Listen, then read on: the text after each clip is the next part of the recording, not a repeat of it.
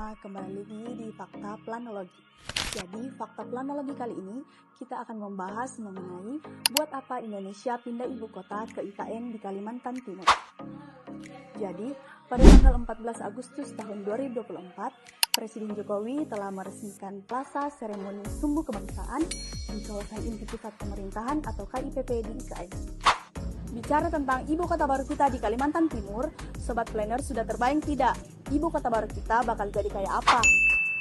Nah, di dalam video kali ini, saya akan membahas secara mendalam terkait dengan ibu kota baru kita nanti. Pertama, saya mau cerita sedikit tentang latar belakangnya dulu. Mungkin ada di antara kalian yang kepikiran, kenapa kita harus repot-repot pindah ibu kota? Karena pembangunan semacam itu resikonya besar. Kalau kita melihat dari perspektif tata kota, sebenarnya kota Jakarta itu bukan lokasi yang ideal buat jadi ibu kota sebuah negara. Jakarta dan sekitarnya memang tumbuh apa adanya, tanpa perencanaan terpusat. Kawasan perkantoran dan kawasan pabrik jadi destinasi wisata sampai kawasan permukiman warga. Jauh berbeda dengan banyak kota di negara lain yang memang dibangun dengan perencanaan dan tujuan yang spesifik. Nah, makanya, pemindahan ibu kota ini bisa jadi keputusan yang tepat buat mengurangi beban kawasan Jakarta yang selama ini sudah padat. Dengan berbagai fungsi yang campur aduk, ini juga bisa jadi kesempatan bagus supaya negara kita bisa punya ibu kota negara yang dirancang dengan ilmu perencanaan tata kota paling terupdate, sekaligus difungsikan sesuai sama tujuannya sebagai pusat pemerintahan. Sekarang, kita bahas kenapa harus pilih Kalimantan Timur, kenapa tidak area lain saja. Dan bukannya Pulau Kalimantan itu difungsikan sebagai area hijau paru-paru dunia. Oke, kalau berdasarkan rancangan pemerintahan, pertimbangan lokasinya memang dibuat berdasarkan beberapa kondisi. Yang pertama, lokasinya dibuat sebisa mungkin ada di tengah-tengah Indonesia. Jadi harapannya, perhatian pemerintah bisa menjangkau semua wilayah dengan lebih adil. Jadinya, pusat perhatian pemerintah tidak akan terus-terusan berfokus di Pulau Jawa. Yang kedua, memang ada pertimbangan di mana Kalimantan itu adalah kawasan hutan hijau yang sebisa mungkin dilindungi kelestariannya.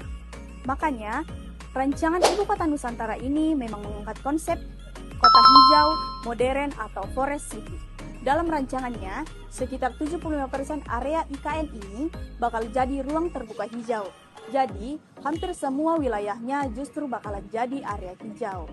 Buat perbandingan saat ini, ruang terbuka hijau di Jakarta masih di angka 5,18%, Bandung di angka 12,25%, dan Surabaya 22%.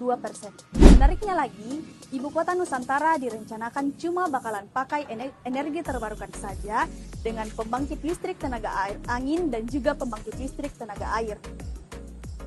Pembangunan Ibu Kota Baru Indonesia merupakan wujud pemerintah dalam membangun identitas nasional dan mewujudkan pemerataan, baik dari sisi ekonomi penduduk maupun pembangunan dengan mengusung pembangunan ekonomi inklusif melalui magnet pertumbuhan ekonomi baru dan merata.